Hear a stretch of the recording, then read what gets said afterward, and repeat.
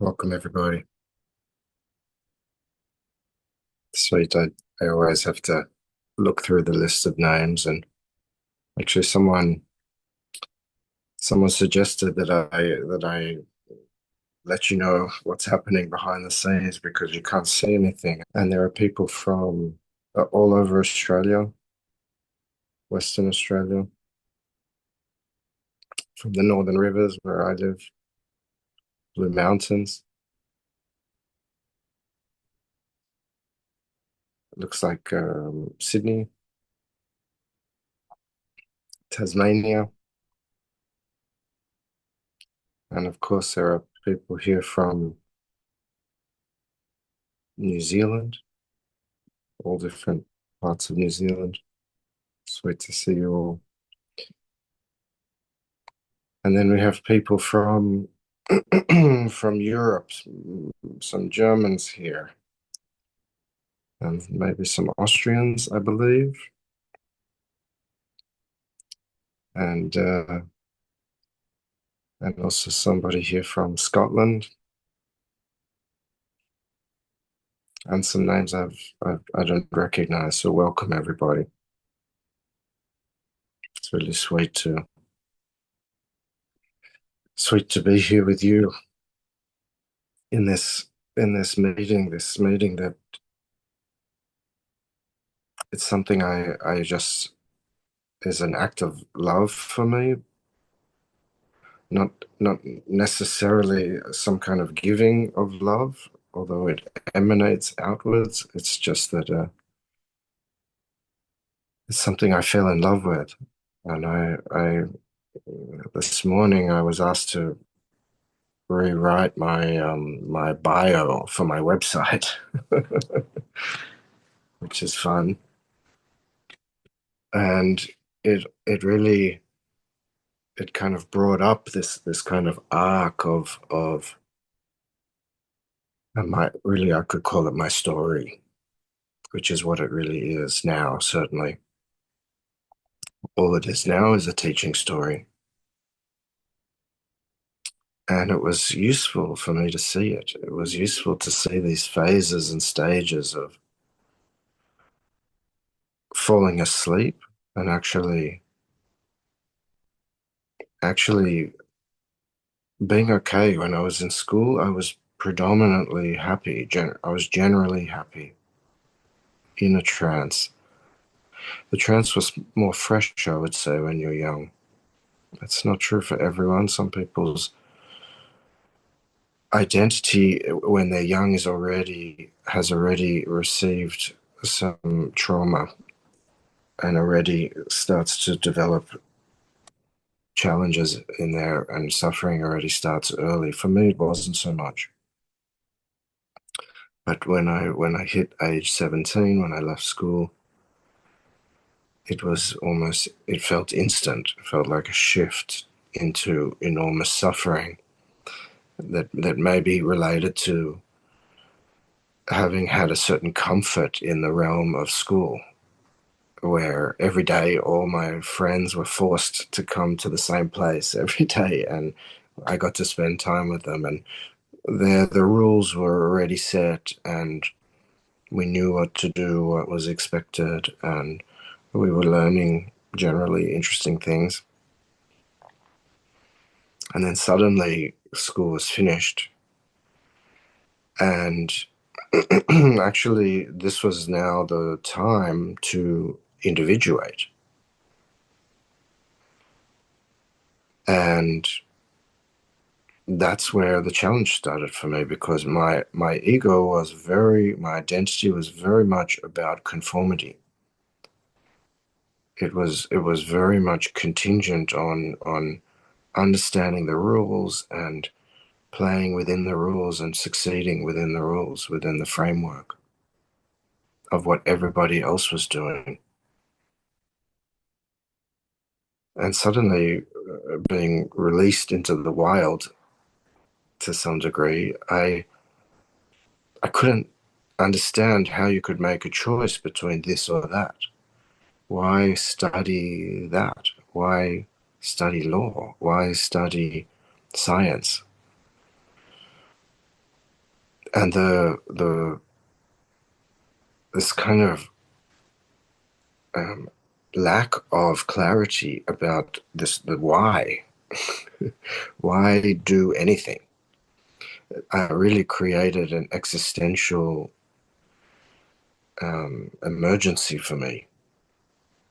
It felt like the rug was pulled out from under me, and everyone else seemed to just be fine and getting on with things. And I couldn't understand what would be the reasoning behind any action, any decision, any words, any behavior.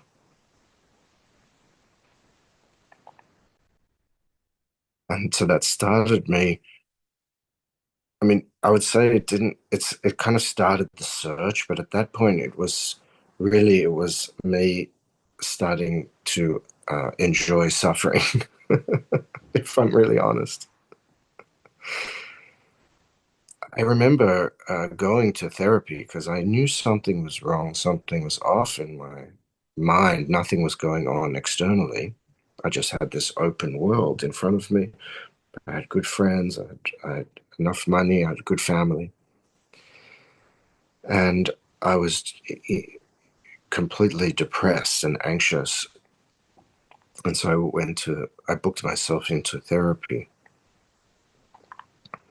And I just remember reflecting on that after a year and a half of weekly therapy and having almost no breakthroughs whatsoever, maybe one small one about my sister. I When I reflect back on it now, I just think that that therapist had no chance. I was I was so embedded in my suffering and finding, to be honest, a kind of home in my suffering. So in feeling a victim, in not knowing what to do, and in being angry and rebelling became the thing, saying no. So at school, I would say yes to everything. And then I left school and it was a no to everything. And in saying no to everything, that became my new structure. That became my new identity. And it was so painful. And so I had this fight between really enjoying it and being addicted to it, and also starting really wanting to get free from it. And at that stage, I really didn't know anything about awakening. I would say somewhere in my early 20s, I read something about the Buddha and his story of under the Bodhi tree and waking up ignited something, a small flame in me. But really, I was looking for personal happiness, personal success, personal relationship success, financial success. Still to somehow find the freedom. That's really what it was. I wanted to be free enough to succeed within the structure of society. And I saw it so clearly, and I just did right now. That's what I wanted. I wanted to be free so I could perform successfully within society, and because that's what I thought was how you get happiness. And it didn't work because I had moments of it, I had moments of success, and it was all covering some deeper existential pain, some deeper existential fear. And so just in not finding the answer out in the world, it started to turn. I started to like follow the breadcrumbs. There were these breadcrumbs I found. People out there, like I'm doing now, talking about freedom, talking about love, talking about ego transcendence. And so somehow, slowly, it was shifting. The search was shifting from a search for personal freedom to a search for truth. That's what I realized. There was a shift there where it was no longer about Jared's happiness. It was about what is true, what is real. And that made all the difference. I remember reading about impermanence. That was one of the things that just blew me away when I read it. With impermanence, and I was reading it in a way, I think it was maybe even it was in Eckhart Tolle's book that he talked about everything will die, everything, Mount Everest, the earth, the sun, every object that is created ends up getting destroyed in some way, at least in that form. The form gets destroyed. And when I really saw that everything is impermanent, I had a kind of awakening with that. I remember walking down the promenade in Melbourne just in absolute bliss. It was really like recognizing this body's going to die, everybody's going to die. The form of Jared will be over, and it somehow connected me to something beyond the form without even trying, without even using those words. Just in the recognition that nothing is permanent.